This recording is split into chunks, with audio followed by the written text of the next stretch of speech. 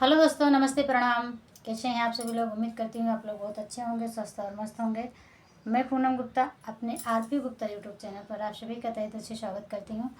और मैं आज आप सभी के बीच में एक बहुत ही प्यारा सुंदर सा बेटी विवाह गीत लेकर आई हूँ। गीत अच्छा लगेगा तो प्लीज़ कमेंट अपना प्यार पूरा जरूर दीजिए। गीत को पूरा सुनिएगा और फुल आवाज़ करके सुनिएगा। कमेंट बॉक्स में बताना गीत मेरा कैसा है। तो इस गीत में कहना है, सुनिएगा। देखो, पिता कहाँ कहते हैं शादी करने के लिए, फिर माँ कहाँ कहती है, फिर भाभी का कहना है कि ननद की शादी वहीं करो जहाँ कोई भी संदेश न पहुँचे, कोई जा ना सके। तो चलिए गीत के माध्यम से सुनिए। काचे ही पाटे के लाले गलईचा आंगने झारी बिछाई रे, तेही पारे बैठे हैं माता पिता जे, करती बियाह के बिचारे रे।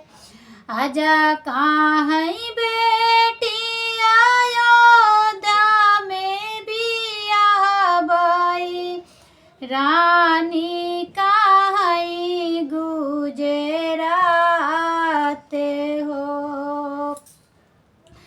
पिता कहाँ है बेटी काशी बियाह बाई, नीति उठी करैया से नाने हो।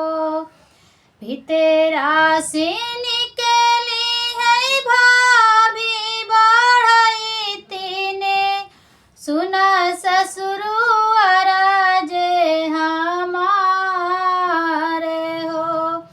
भितरा से बोली है सब भाभी बढ़ई तीने, सुना ससुरुआरा जे हमारे हो।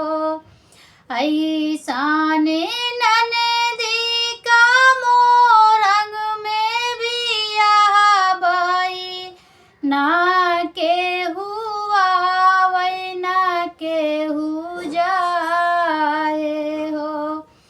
भितरा से बोलेली ननदी बढ़ई तीने, सुना भाभी अराजे हमारे हो। मोरांगे देशवा संदेशवना पई भाई, छतियाई पीटी पीटी मारी जाबे हो। नहुआ पठैबू की बरिया पठैबू, बब